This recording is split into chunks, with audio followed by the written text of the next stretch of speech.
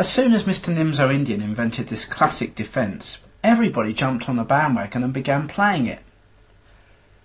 Like the other big two, it has a solid reputation, but it is neither as dull as the Queen's Gambit declined, nor as dodgy as the King's Indian defence. I believe I've selected some exciting variations, but we've got a lot to get through, so hang on to your seat and let's get started. Okay, before you pop the kettle on, here's the running order of the video. First I start off with the move 4 Bishop D2.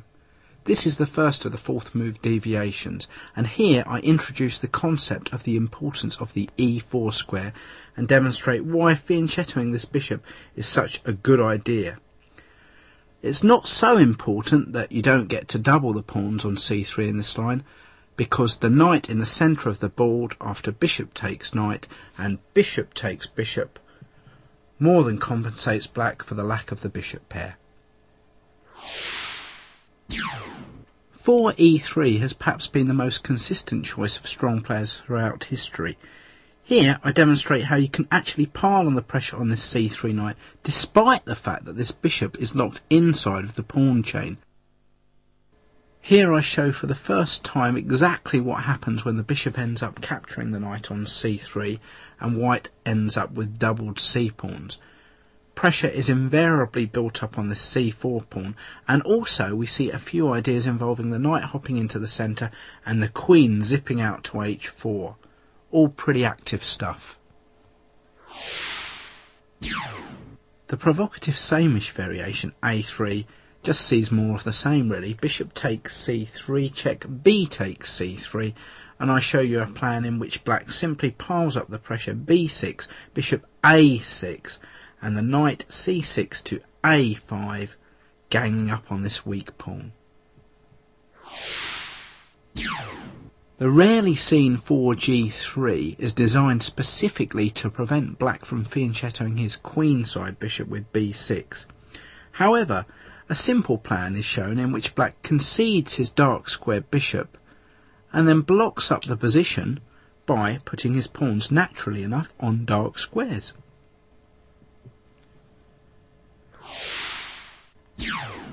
More dynamism is introduced in a favourite line of Kasparov's, in which I demonstrate why it's important for black to keep a grip over the E4 square, even at the cost of weakening his own king side. Pawn structure becomes an important factor in these variations. As far as white is concerned, the real man's move is 4 Bishop G5, the Leningrad variation. Black must really do things out of the ordinary and must look to playing the move C5, which facilitates a potential Queen A5 and Knight E4. If allowed, this is an excellent strategy, but if not, black can block things up with a view to opening it up again under favourable circumstances. 4F3 is possibly the most unsuccessful variation for white in the history of the Nimzo Indian. Here he weakens the F2 square and black gets some devastating counterplay along the C5 to G1 diagonal. Finally, I show why after Queen B3 the Queen is misplaced because of the move C5. Hence I concentrate more of my efforts on Queen C2, the classical variation. Here it's clear that black must take some risks in order to liven up the position. After the aggressive response D5, keep your eyes peeled for what I believe are some important home improvements on the 1993 World Championship clash between Garry Kasparov and Nigel Short.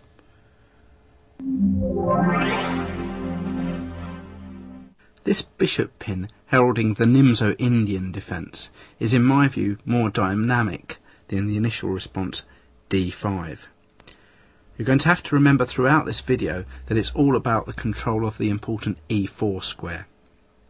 Now, an instinctive reaction from beginners here is to play the move bishop to D2. The reason they play this, I guess, is to prevent the doubling of the c pawns, which is also a common feature you'll discover in later variations.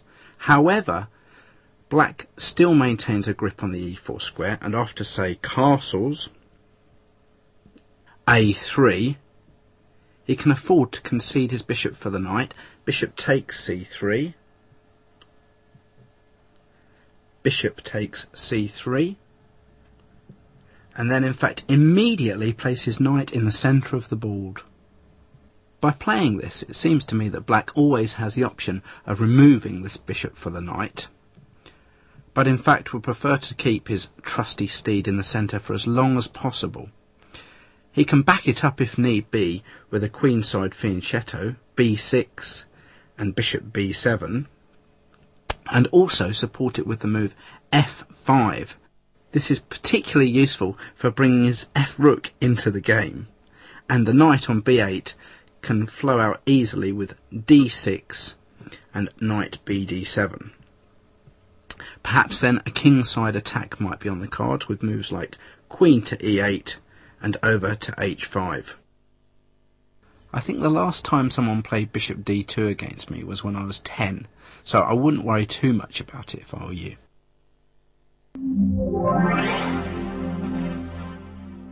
Probably the most consistent continuation over the years has been the move e3 here. I even tried it out myself once or twice. The problem is, though, white keeps his bishop stuck inside of the pawn chain, so I've never been convinced that it's really very good. Black has several satisfactory continuations here, but I quite like the move b6. The idea is to fianchetto the bishop and gain even more control over the e4 square. Basically, there's a couple of deviations from this position. The first is the move knight ge2. One of my own games here continued knight to e4. This was a game from the Isle of Man in 1994. The point behind this move is to almost try and guarantee that white is going to get doubled pawns on the c-file.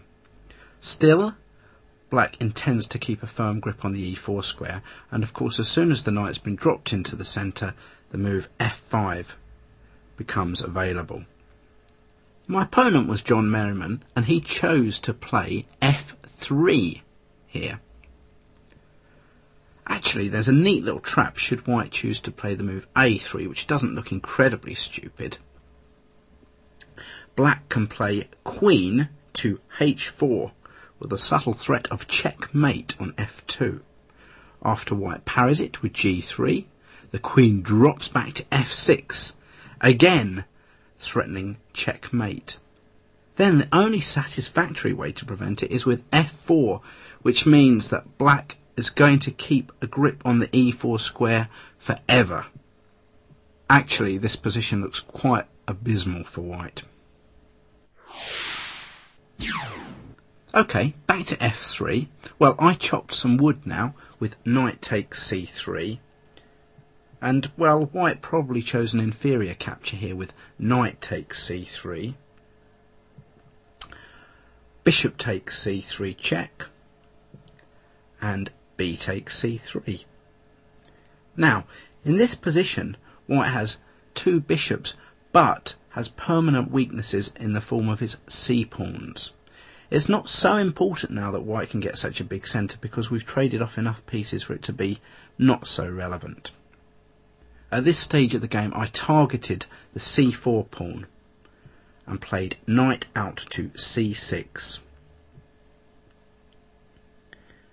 My opponent developed his bishop to d3, and now I stopped him from just castling with queen to h4 check. The pawn went up to g3, and my queen slid down to a neat square on h3. Actually, I was quite chuffed with this move, which threatened queen into g2, which would undoubtedly win the h2 pawn. White prevented this with queen e2, and now then, instead of simply fianchettoing the bishop with bishop to b7, it moved a square further over to a6, eyeing up the c4 pawn.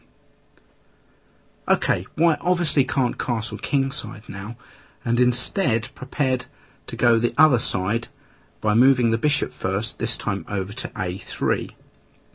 Now, although this diagonal down to f8 means, well, I can't castle kingside, in fact, it's quite easy for black to sidestep this. I castled queenside, and after the move f4, played the slightly unusual d5. Now, on one hand, you might think, well, why am I trying to encourage the undoubling of these c-pawns? And also, why am I placing a pawn on the same colour as my bishop? My intention was to trade off the light square bishops, which not only reduces white's power of the two bishops, but in fact leaves him with one bishop which hopefully is going to end up pretty bad. Also, should white trade off the c-pawn for my d-pawn, this means that his e3 pawn is going to be pretty backward and along the same line as one, and in fact probably two of my rooks pretty shortly. White castled queenside, and now I homed in on a key square with the move knight to a5. I'm simply threatening to take this pawn on c4, and that would be mine. A pawn up, thank you very much. As I mentioned just a second ago, white doesn't want to trade his c-pawn for my d-pawn, so in fact advance the pawn on to c5. You'll notice now how white has an awful lot of pawns on black squares, so I'm quite happy to trade off the light square bishop, and that's what I did. I traded bishops on d3, bishop takes d3. He recaptured with his rook, and then that's it. A lovely outpost, knight in to c4. Attacking, in fact, this pretty grim looking bishop on a3. He dropped it back to b2, bishop back to b2. Of course, I'm not particularly interested in taking that bishop, and instead I withdrew my queen to a more central post, queen back to f5. White's only plan now revolves around getting some of his pawns to white squares. He played rook to f1, but I put a stop to this g3 to g4 plan with the move h5. Also, white must be careful. I have my knight on c4 on an excellent square, my queen's looking quite menacing, so now all I'm really looking to do is get my rooks into the game. White played rook e1 in order to try and break free with the move e4, but no, I wasn't having any of that, and I plonked my queen into that lovely square in the centre of the board. His queen zoomed over to c2. I can't help feeling a bit sorry for white, who hasn't got too much to do, but now I brought into action my plan of activating my rooks, and I played king b7.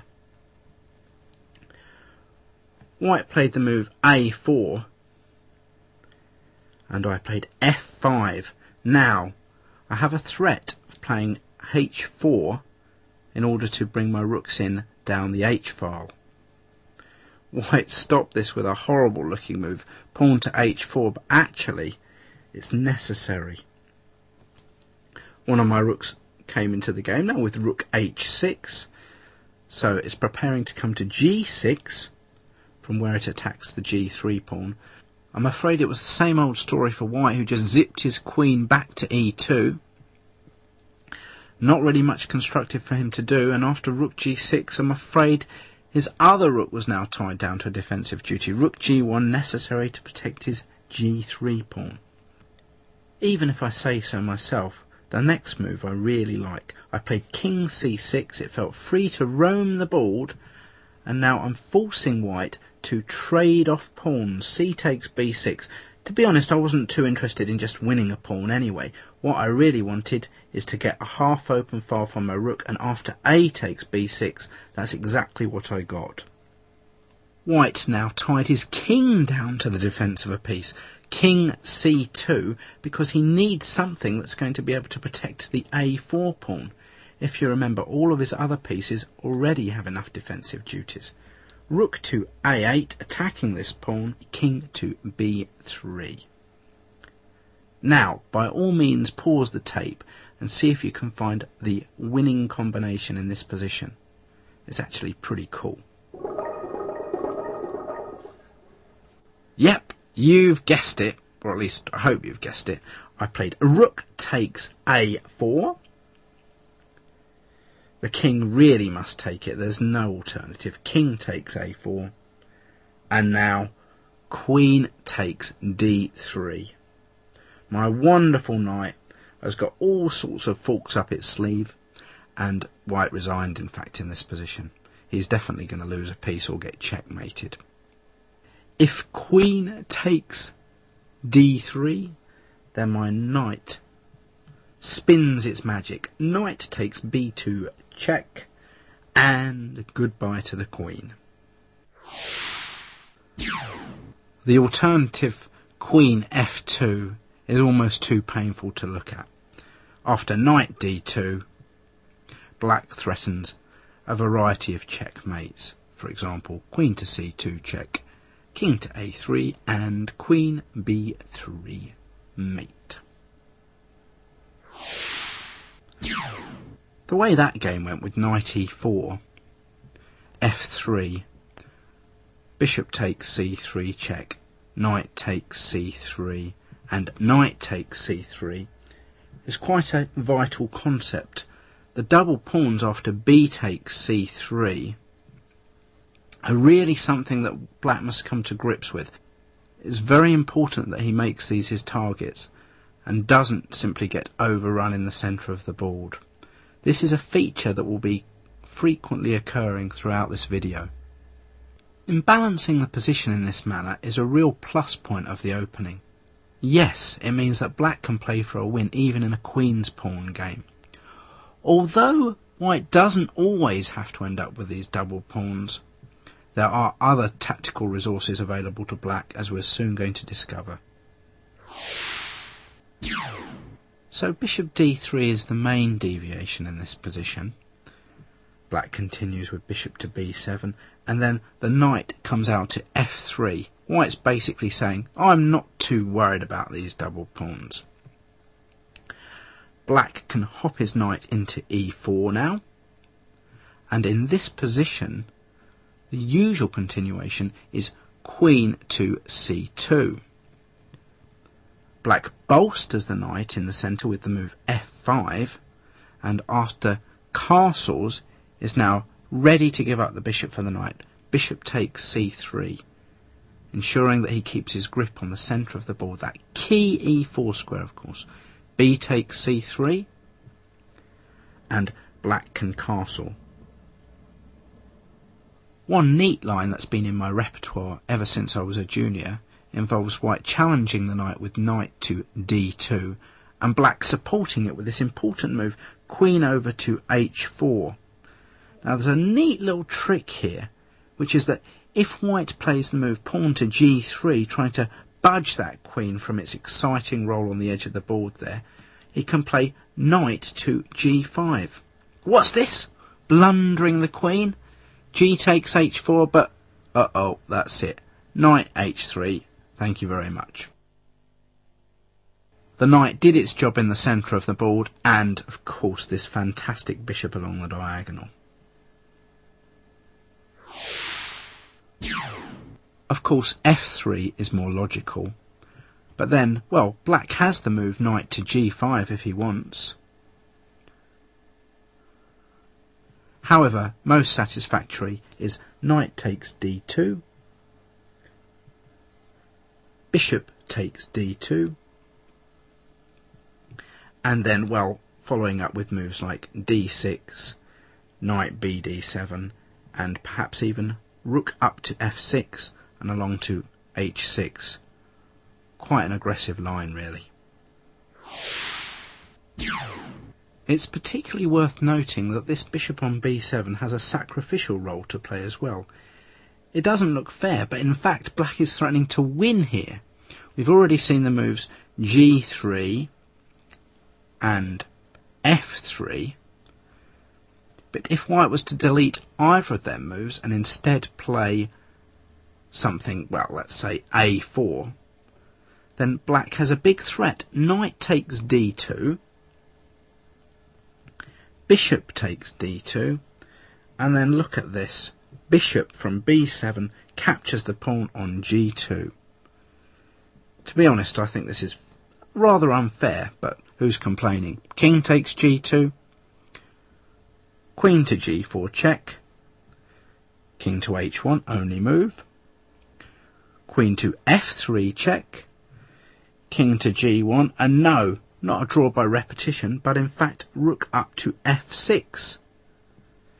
White must clear the f1 square for his king, so say rook fd1, rook g6 check, king f1, and rook to g2, threatening checkmate on the f2 square, but after, say, bishop to e1, there is no defence to the checkmate after rook takes h2. Rook h1 is simply unavoidable. In another one of my games against Ben Martin, the international master from New Zealand, white played a more critical move, castling. This offers to sacrifice a pawn on c3, but not wishing to give white all the fun, I turned it down. I played f5, supporting the knight in the centre, rather than winning a pawn on c3. Here, queen c2 would transpose to the variation where previously, because of all the pressure on e4, I conceded my bishop for the knight on c3. But here, white didn't play queen c2, and instead continued with d5, if you like, trying to discombobulate my bishop along that diagonal. I captured the knight on c3 with my bishop, because after all it was threatening to win a pawn on the e4 square, but after b takes c3, I certainly wasn't interested in capturing this pawn with my knight. If I did so, say knight takes c3, then, well, after queen c2, I'm losing my pawn back at least, and in some lines you even end up losing the knight. So really you don't want to have the knight stuck out in this square on c3. Instead then I offered it some support with knight a6. This time I'm homing in on the important c5 square, which white has lost some control on ever since he advanced his d-pawn up to d5. He placed his knight into the centre of the board, knight in to d4, and I withdrew the knight on a temporary basis. The knight comes from e4 back out to c5. This is quite an important move. It looks as though the knight on a6 is redundant, but in fact I'm paving the way to advance my e and f pawns up the board. Clearly worried about the potential danger to his pawns here on these light squares, white withdrew his bishop a square back to c2. I castled kingside, and white played pawn up to f3, attempting further to block out my bishop along this diagonal and, of course, to keep some sort of grip on the e4 square. But now I played queen over to f6. White played a simple developing move, bishop d2, and I followed up with g6. My idea now is to advance my e-pawn up to e5, and of course I needed to protect the f5 pawn before doing so. White played e4, advancing in the centre, and now I followed up with e5, attacking the knight. The knight comes back to e2, and then pawn up to f4. As a comparison with the King's Indian here, I'm about to generate the same sort of attack, only I no longer have my dark square bishop, which is so often a weakness in the King's Indian.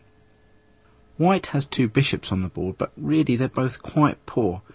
This is a sort of blocked position which is good for knights to hop around until they find some good squares. White played rook f2, and now my kingside attack got underway with g5. The king tucked itself into the corner, and I played my rook up to f7, slowly but surely building up an attack, queen f1, and now pawn to d6. This means that I'm going to be able to withdraw my light square bishop back to c8 and into the attack. Of course, it's no longer fulfilling much of a use on the diagonal which it's currently on. White played g3. Eventually, of course, I was preparing to roll my kingside pawns down the board anyhow, so the g-file would have become open at some stage, and I dropped my bishop back to c8, which prevents his queen from entering the game on the h3 square. These pawns are traded off. G takes f4, G takes f4, and white gave a check on g2.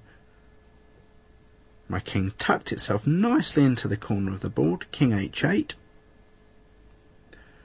and white brought the queen up to f2 in order to prepare doubling his rooks. However, a key feature here is the lack of available squares for the white rooks on the g-file. I played bishop h3, and in fact the only safe square for this rook was to go back rook g1, and of course only one of white's rooks can occupy this square at a time.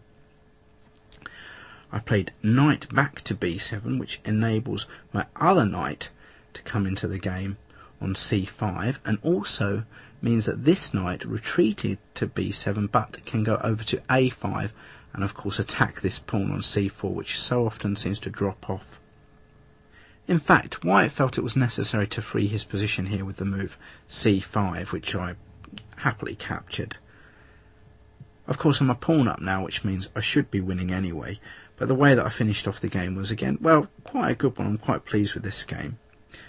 I manoeuvred now over to the king side of the board. He played rook a e1. Again, there's not really much going down for white.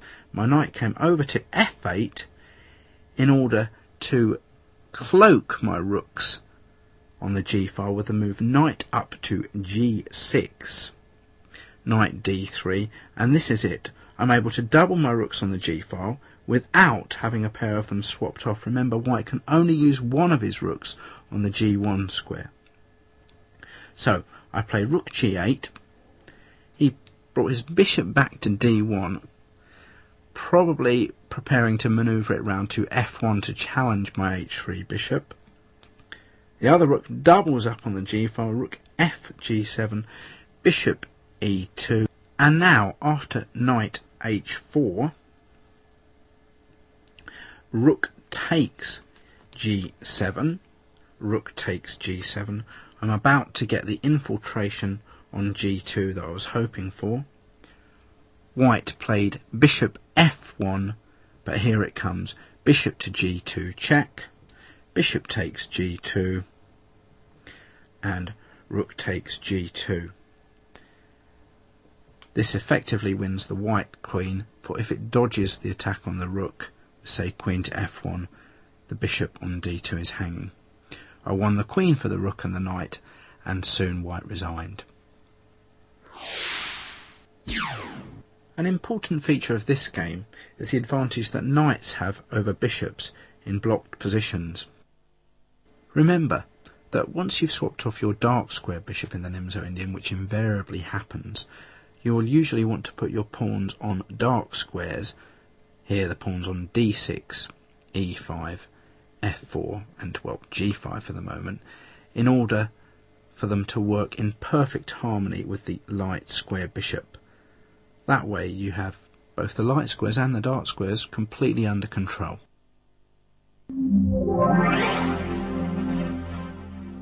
The same-ish variation, a3, is extremely provocative. Black immediately doubles the pawns. Bishop takes c3, pawn takes c3, and now in fact the move b6 is also quite useful. Now notice the idea isn't so much to fianchetto the bishop with b7 now, because that could easily walk into a wall of pawns with f3 and e4, blunting the bishop out of the game. Instead, after f3, we see a familiar plan of bishop over to a6, directly attacking this pawn on c4. White will play, say, e4, and then the black knight can come out to c6. Just as we've seen in previous lines, the knight can go over to a5, and, well, there's all sorts of pressure mounting on this c4 pawn. That line has been very successful in recent years.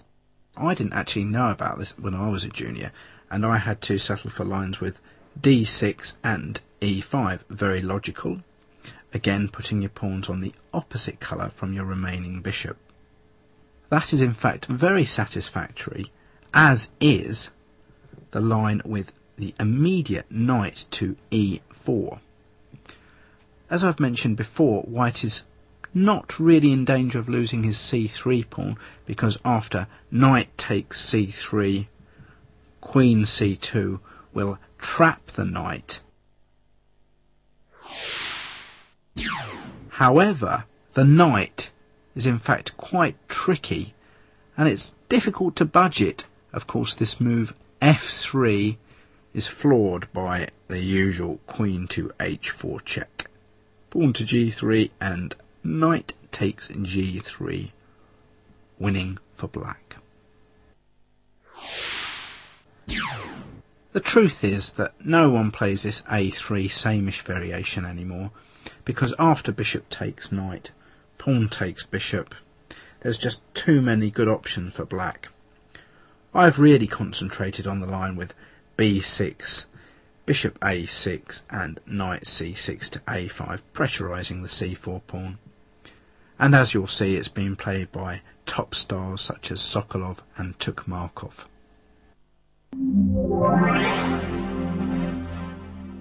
The sneaky move 4g3 is designed to take control of the h1 to a8 diagonal. Basically, black can't play b6 anymore. A minor problem. Although 4g3 is the move that I myself have played, frankly it's not that great, to be honest. Recently I actually came up against it in a game of my own, and I used all of my experience and played the line which I consider to be the best for black. I castled, white played bishop g2, and then I doubled the pawns. Bishop takes knight on c3, check. The pawn recaptures. Now, what should black play here? Should he play d5? No, of course not. That would only allow white to undouble the pawns, and besides, it's putting pawns here on the same colour as the black bishop. The correct move is pawn to d6. In this game of mine from the 1996 Hastings Challengers, white played knight out to f3, and because I'm trying to get in the move e6 to e5, I simply developed my knight to c6. Knight c6. Here, white played knight d2 in order to prepare playing the move pawn to e4. And so, well, I wasn't too worried about that. I played e5, which of course frees my bishop on c8. The white pawn advanced to d5, and the knight hopped over to a5, where of course now we can see that this pawn on c4 is once again going to be my target. White played e4, and the point behind b6 now was in fact to bring the bishop to a6. Of course, fianchettoing it wouldn't be too much use at the moment. White played bishop a3, and bishop came over to a6. So white now must do something about this c4 pawn, and he chose to play bishop back to f1. The drawback behind this, of course, is that the white king is still stuck in the centre of the board. I set about relocating my knight now to d7. I always say that a good plan is if you look at the way that your fixed pawns are leaned. Here my pawns lean towards the king side. That gives you a good indication of the side of the board that you should play on. Here I intended launching my f pawn down the board with f5 and then on to f4. Strictly speaking, of course, white's best bishop is his dark squared one, although it's locked out of the game at the moment. He played his bishop to b4 now, and I gave him a choice of my knights to capture with the move knight to c5. My knights are very well placed, really. He in fact chose to capture the one on c5, bishop takes c5, and I opted to recapture with my d pawn. The reason behind this was to now leave the d6 square vacant for one of my pieces to go. In particular, of course, my a5 knight might wish to jump back to b7 and zoom across there to this relevant square. White put his bishop onto d3 to prepare castling, but after bishop c8, In view of the move pawn to f5, he instead chose to move his knight back to f1. He's going to manoeuvre it to e3, and had he castled, of course, the rook would have been in the way. The point is now I was able to play f5 anyway, on the grounds that e takes f5 would allow the move e4. The bishop wouldn't be able to capture this pawn on e4, because then not only could it be pinned with moves like rook to e8, but also we mustn't forget the weakness behind the c4 pawn. The bishop would say retreat to e2, but after bishop takes f5, black would have a clearly superior position. So white couldn't capture this pawn on f5 and instead chose to play queen up to h5, a minor annoyance. I forced it away with g6, and after queen e2 I played my pawn onto f4. Now black has pretty much everything he wants. The pawn's fixed on dark squares, again in perfect harmony with the light square bishop, and the d6 square is again vacant for this knight to make a neat little trip around. Meanwhile, white's light square bishop has purely defensive duties, and his king is still stuck in the middle of the board. To conclude then, g3 isn't too much for black to worry about. He just continues sensibly with moves like d6 and e5. Remember though, as well as the doubled c-pawns which are created after bishop takes knight, pawn takes bishop, as well as just attacking this c4 pawn, should the pawns get fixed with d6, e5 and then d5, black must look to razz his f-pawn up the board somehow. The idea, of course, is to create a half-open file for his rook and undoubtedly generate a useful attack.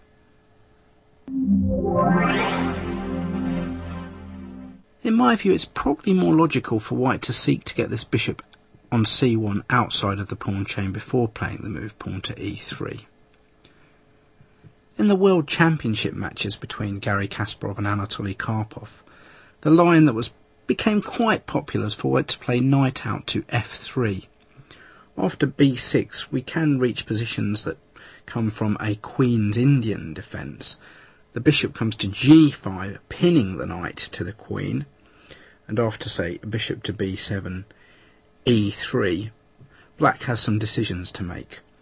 Where should his king go? He's prevented white from playing the move pawn to e4, but what should his plan be? I quite like the idea of h6, bishop h4, and, well, forcing this bishop away with g5. This is an idea favoured by Grandmaster Michael Adams, of course our top star. It weakens the king's position, but black intends castling queenside. The knight can still hop into e4. From here, again, it's placing pressure on this knight on c3. The usual continuation here is for white to defend the knight with queen to c2, and black will play moves like d6, knight bd7, and queen e7, followed by castling on the queen side. In a game against the extrovert German Grandmaster Erich Lobron, Michael Adams chose to capture this knight on c3 with his bishop first, and after the pawn recaptured, followed up in, well, an identical fashion to the one I've just suggested. The pawn went to d6, the idea being, well, to blunt this bishop on g3 and also prepare the development of the b8 knight. White, in fact, castled queenside here. Not all players like to do this. After all, the white king position does look a bit bare here. However, should white play bishop d3 and, let's say, pawn to f5 to protect it and, well, castles kingside, in fact, his king position can also be attacked. Let's face it, these pawns here on the king side, the h-pawn running down the board and the g-pawn, well, it looks quite dangerous. Of course, black may choose knight d7, queen e7 and castles queenside first, but I know whose king position I prefer. Mickey Mickey actually chose to capture this bishop anyway on g3, although I'm sure he could have delayed things a little bit. The point is, white has to make a decision now as to which way he recaptures. Both of them are in fact playable, recapturing the f pawn and the h pawn, and that goes for if white's castled on the king side as well. In this particular encounter, white played the logical choice. H takes g3, of course, giving the h rook a half open file to go on, and Mickey brought his knight to d7. The bishop came out to d3, so essentially we could have transposed to this position had white played bishop d3 a little bit earlier, and the usual move, queen e7, the black king happy to go onto the queen side of the board as well. Sometimes we might see this little manoeuvre, king f8 to g7, where the king's also relatively safe, but most players will prefer to castle queenside. Now, Eric Lobron opted to swap off the light square bishops with bishop to e4. I guess his argument is that the black king will be full of holes. Also, his bishop wasn't doing an awful lot on the diagonal from d3 to h7. Lobron captured, bishop takes b7 check, king takes b7, and again we can look at the pawn structure to see the imbalance in the position. This pawn on c4 potentially very weak. Sure, white has double pawns on the g file as well, but I think that's not so much of a problem, as after all they do control some useful squares, and the h6 pawn could equally be a target for black. White played e4, but putting the pawns in the centre when there's not so many pieces on the board, it hardly restricts black's pieces quite so much. Mickey advanced his h-pawn. If he can swap off this pawn, he'll have very few weaknesses left in his position. The white king came up to b2, and now black played a move which we see quite a lot in the Nimzo Indian. Pawn up to c5. White is pretty much forced to advance the pawn to d5 now, because otherwise there'll be all sorts of problems from the black rooks along the c file. Again, well, the queen of course is on c2 at the moment, which could be in for some trouble, but in particular these doubled c pawns, they're going to get all sorts of grief. After d5, Mickey played g4. Often the knight now must make a decision between going to the edge of the board where, well, it doesn't do anything at all, h4, or retreating elsewhere where it might find somewhere useful to go. This is what Lobron chose, but then Mickey was able to trade off this last real weakness. He played the move h4. No more weak h-pawns for him, but the c4 pawn still remains a target, and this in fact is the reason white lost the game. By all means play over the rest of it, but notice how after knight e5, although the black rook never performed any real function along the c file, it was still the tactics that mounted on this pawn that eventually cost white the game. This line is no longer popular. In fact, I had real problems finding a recent game for a good demonstration. Although the bishop pins the knight, I've mentioned how black can quite happily weaken his king side with this h6 and g5 manoeuvre, so long as his king doesn't intend going on the king side. These pawns could possibly be a weakness, but again, after the usual trade of the bishop for the knight doubling the pawns on the c file, it's almost certain that these will be of more of a problem for white than the king side will be for black.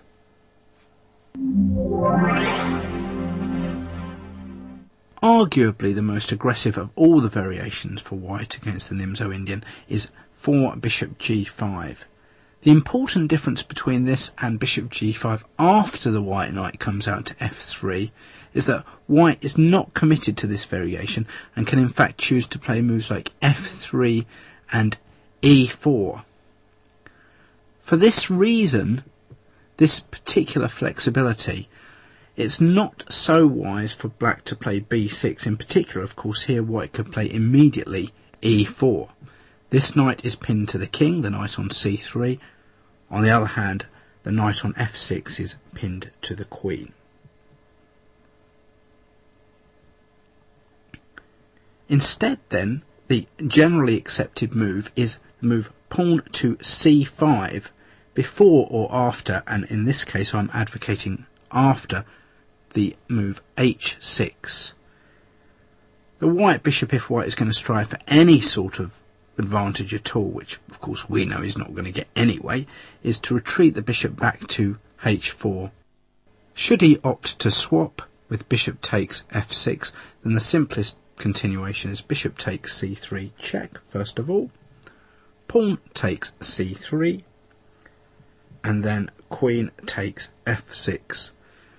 Surprise, surprise, black will then make tracks to put his pawns on dark squares, giving the bishop the free run of the light squares. Black stands slightly better in this position. After the bishop retreats to h4 and the move c5, I can now introduce a whole new dimension to black's play. There is this threat of queen over to a5. This serves a dual purpose of attacking the c3 knight and getting out of the pin of the f6 knight, so that the knight could then hop into e4, piling up even more pressure here on c3. White is pretty much obliged to advance this pawn to d5 such that queen a5 could then be met with the move bishop takes f6, of course defending the knight on c3 with the bishop. Black's plan is now to block things up, pawn to d6, pawn to e3, and then bishop captures on c3, b takes c3, and yep, e5. Again we see the pawns on black squares and the bishop on light squares. In the block position, theoretically the knight should win the day over the bishop, but of course it's not quite as simple as that. There's potential for white on the king side with these pawns. Now I'd like to take you through a weekend congress encounter of mine against FIDE master John Richardson. We reached this position and he played queen to c2. I developed my knight, knight b to d7, and he brought his bishop out to d3. Fairly sensible move. Here I did something, well, rather radical. It doesn't look too radical, but in fact I castled kingside. I did this knowing only too well that I'm going to expand with my pawns on the king side, the move g5, to get out of the pin. This looks particularly risky with my king on the king side, and indeed many people prefer to move their king to c7 after the move queen e7, king d8 to c7, where it's also pretty safe. John played his knight to e2 and I played rook to e8, so at some stage white has got to be particularly careful that I might just play the move pawn to e4, trapping this bishop here on d3. He played f3 to put a stop to that, and here goes pawn to g5. Looks a bit crazy, but after bishop g3, this was the point, I played e4, attacking the bishop. It's a sort of pawn sacrifice, if you like.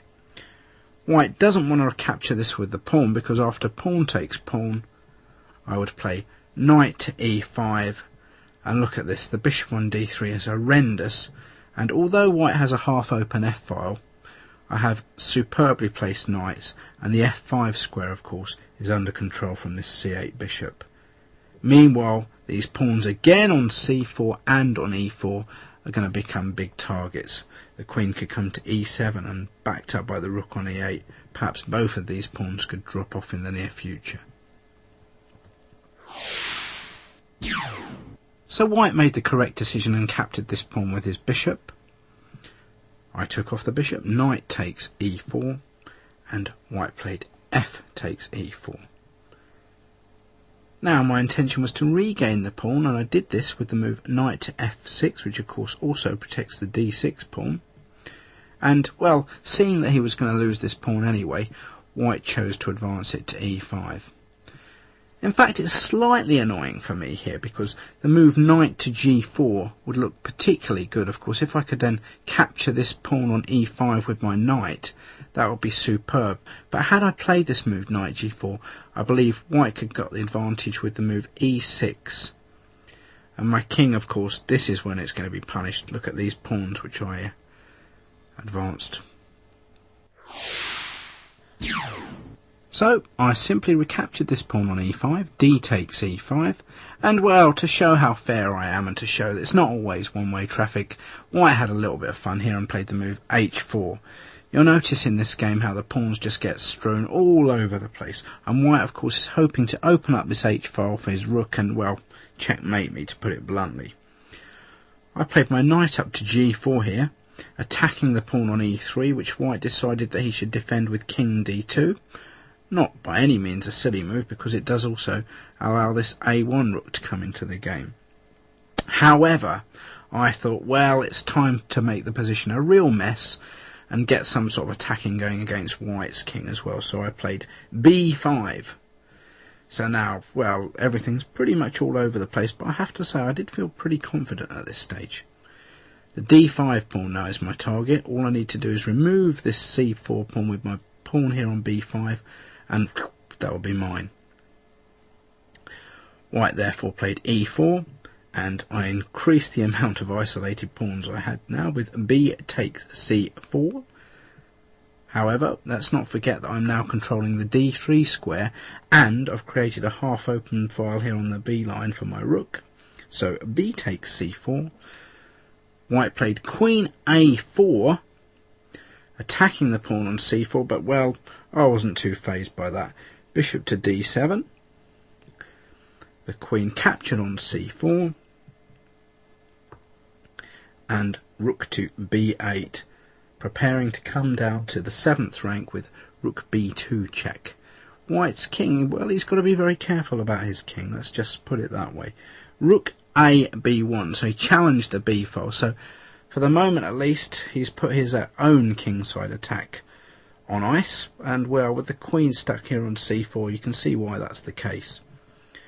I now traded off, rook takes b1, rook takes b1, and now a particularly awkward move for him. It looks ridiculous, but I played g takes h4, and in fact the bishop on g3 hasn't exactly got many satisfactory retreat squares. In fact, the only one available was bishop to e1, but now my queen came in through this vacated square on g5, queen to g5 check, and things are looking a bit dodgy for the white king. Of course, king c2 or d1 would allow simply knight to e3 check. Not good news for the white queen. Hence White played king up to d3. Queen came into e3 check. King retreated to c2, and now my other pieces start getting in on the act as well. The bishop came over here to a4 check. This bishop in fact is immune to capture from the white queen, which of course is needed there to defend the knight on e2. The king therefore had to play over to b2, but now, yep, it's the turn of the black rook. The rook came to b8 check. King came back into the corner, king a1, and after a trade of rooks, rook takes b1 check, king takes b1. I simply played bishop to d1, and in fact White resigned because he is losing one of these pieces here, either the knight or the bishop. This is clearly an aggressive system by White, who's on the lookout for action at the highest level. Don't dismiss the usual positional elements, the double c-pawns in particular. However, although textbooks say we mustn't castle and then push the pawns around our king, here black can be prepared to meet fire with fire.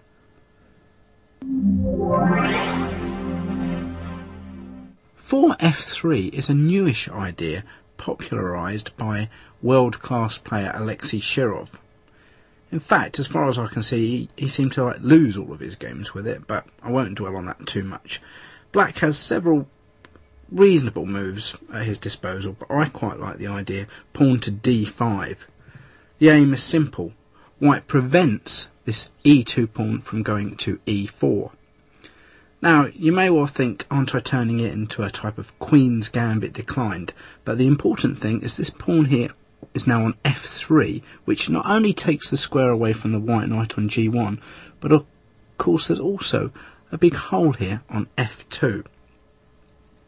White plays a3, and although the solid choice is to play bishop takes c3, pawn takes c3, and then something like c5, that's not the line that I'm going for. Instead, I'm looking for more fun in bishop e7, retaining the dark square bishop in order to hopefully later exploit some of these dark squared holes like f2 and e3 in the white camp.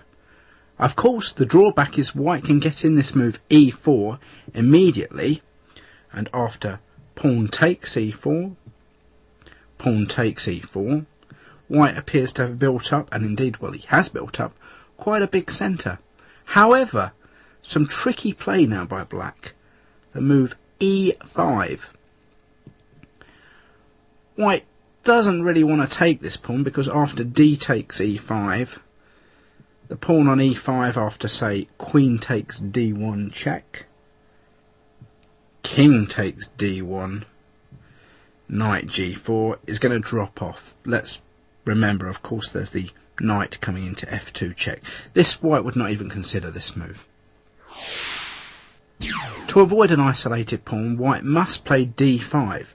Now, over here, of course, the pawn on c4, the pawn on d5, this is all looking quite good for white. He's got moves like b4 and c5. What am I doing? Have I swapped sides? Nope. Now for the black pluses. Look at these weaknesses here on f2, and look at this move. Knight to g4. It looks ridiculous. What's the idea behind that?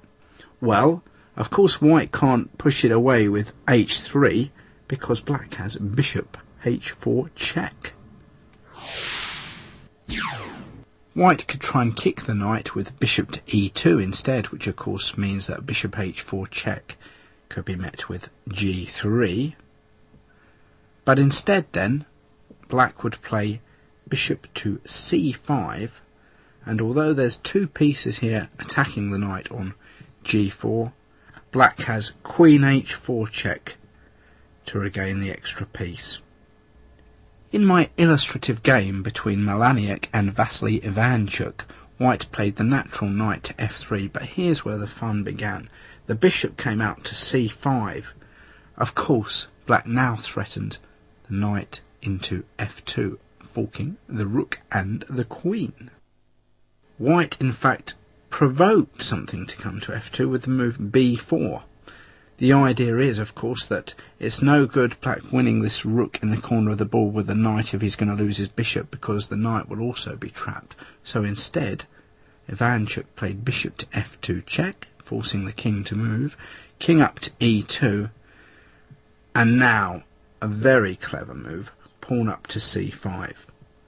This, of course, gives white a supported passed pawn here on d5, but whilst that might be very useful in the endgame, white's even got to make it through the middle game first, and with this king in the centre, it's not exactly a safe bet. What followed now was completely crazy. It's worth noting here that the move pawn to h3 certainly doesn't win a piece. Black need not move this knight because he has available to him bishop to d4, attacking this knight on c3. If then knight takes d4, E or C takes d4, and the idea is that not only is this knight attacked, but of course pawn takes knight fails to the simple bishop takes g4 check, skewering the king and the queen. It was for that reason that the game went a bit AWOL. The knight came out to b5, controlling the d4 square, and after black asked this knight some questions with a6, white pinned the a-pawn to the rook. So a takes b5 was just not possible because of queen takes rook. But it was. Black took the knight anyway. A takes b5. And after queen takes rook, well, there was all sorts of fireworks. Black's position is not only fun, it's eminently playable. For the price of a mere exchange, the white king's simply all over the shop. As you'll see, after bishop d4, knight takes d4, c takes d4, the price actually went up. Queen takes b8, and it's a whole rook. Still, black gained excellent play for the pieces after castles, king e1, and queen h4 check. Clearly here, black gave the f3 line the contempt that it deserves.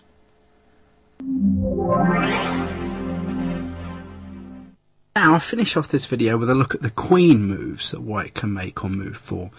These are essentially designed to prevent the doubling of the pawns. Queen b3 is probably the worst of the two options.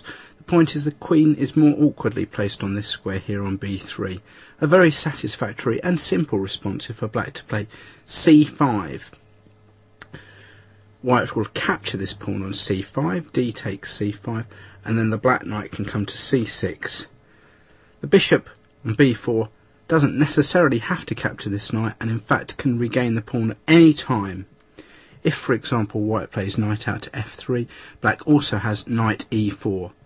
Again, the queen on b3 is more vulnerable to attack.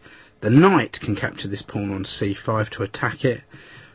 White must beware of moves like knight to d4, should this knight on f3 ever move, because of the attack on the queen on b3 and potential for a fork on the c2 square.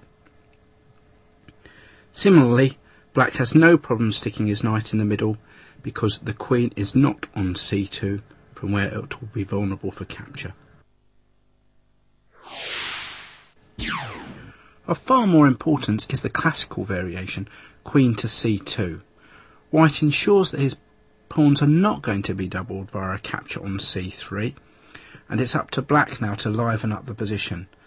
The move I'm suggesting is d5. The main move here is c takes d5, but first of all I'd like to look at the alternative.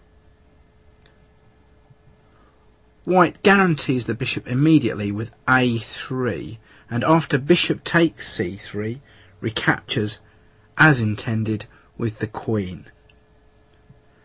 I'd like to suggest a dynamic continuation now with knight e4, queen back to c2, and then pawn up to c5.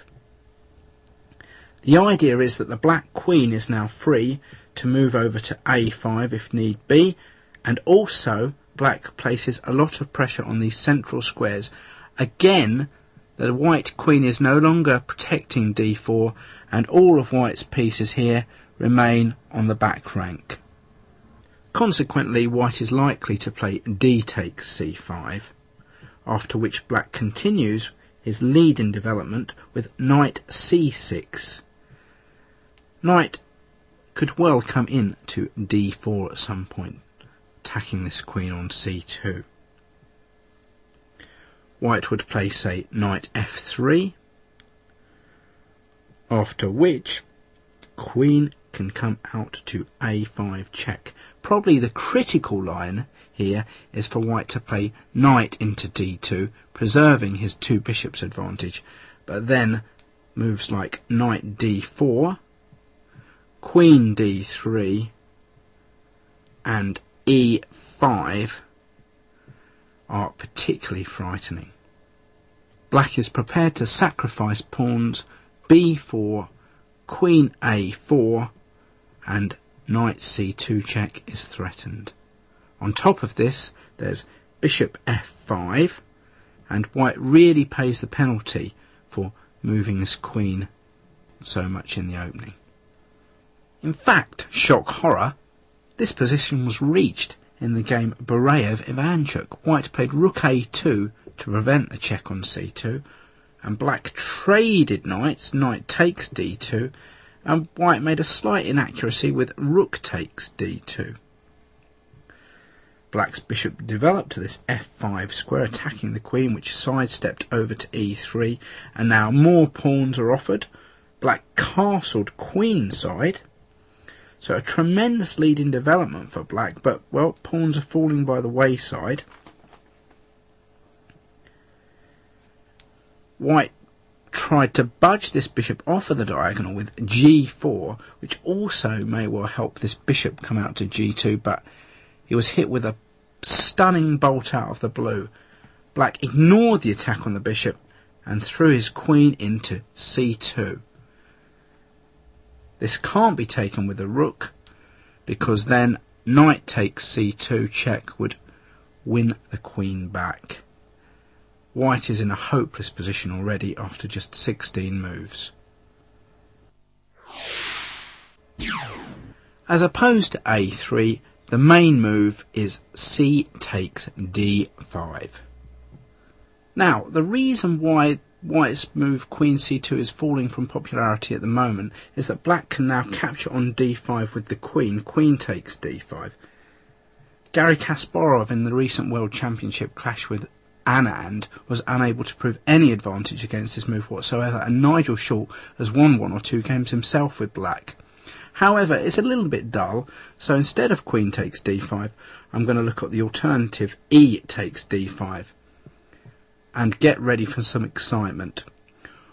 White brings the bishop out to g5, pinning the knight on f6, and after h6 must retreat to attempt to get any sort of advantage at all. Bishop h4, and now here we come. Black strikes out at the centre with c5. There's all potentials for weaknesses in this game, but there's going to be plenty of action along the way. D takes c5 is necessary, because when the queen's on c2, it's not offering the correct support of the d pawn. And now, here we go, a familiar idea, pawn to g5, to escape the pin of the knight on f6 to the queen on d8. The bishop must retreat to g3, and this knight can immediately hop into e4. For those with a good memory, they'll recognise this position from the famous Garry Kasparov against Nigel Short World Championship encounter in London. I've in fact got several improvements on black's play. Pawn to e3.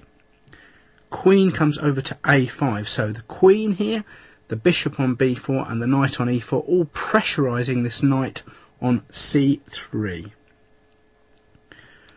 White bolsters it with knight ge2, and the bishop comes out to f5.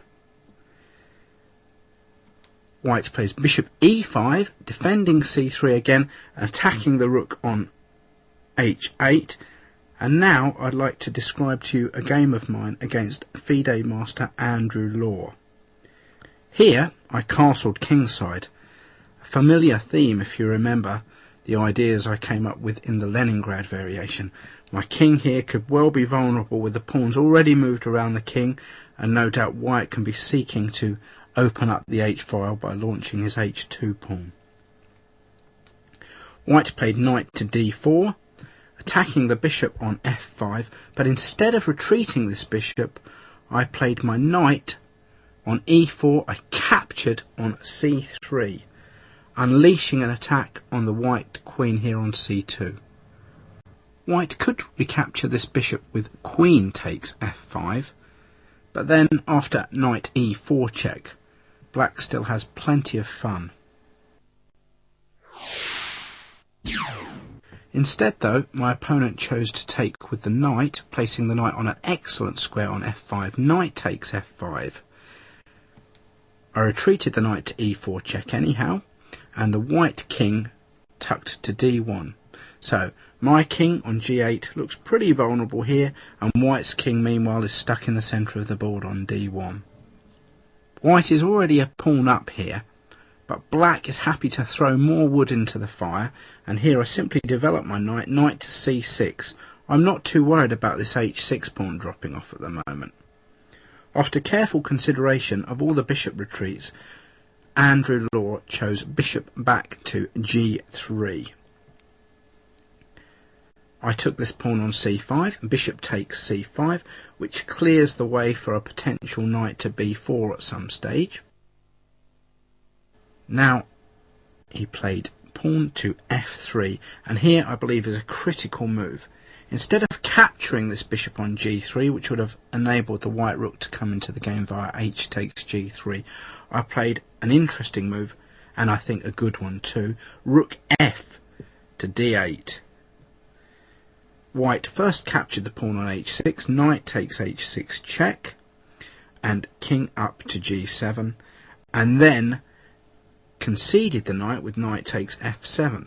The idea is that he's intending to take this knight on e4, but first wishes to expose my king as well. So I captured the knight, king takes f7, and there it came, f takes e4. D takes c4 check, and the king slid over to c1. So white's a number of pawns up at the moment, but bishop takes e3 check. Both kings were a bit exposed. King b1, and then I tucked my king over to g7. A quiet move, preventing any checks that white may have along the a2 to g8 diagonal. White cut out any possibilities of knight b4 and gave his king some extra space with a3, but my rook zoomed on down to the 7th rank, and rook to d2. The white queen captured the pawn on e4, but things are looking pretty grim. Bishop d4, there's now no checks available to white. Meanwhile, he has to do something about b2, and, well, here he played pawn to b4. However, after rook d1 check, resignation came. If he moves his king to a2, he'll lose the rook on a1 with check. And after king up to c2, well, queen a4, I'm afraid to say, is checkmate. I was obviously pretty chuffed here with successfully bringing into play my home analysis. Although the classical variation prevents the doubling of white's c-pawns, clearly there are drawbacks with an early queen sortie.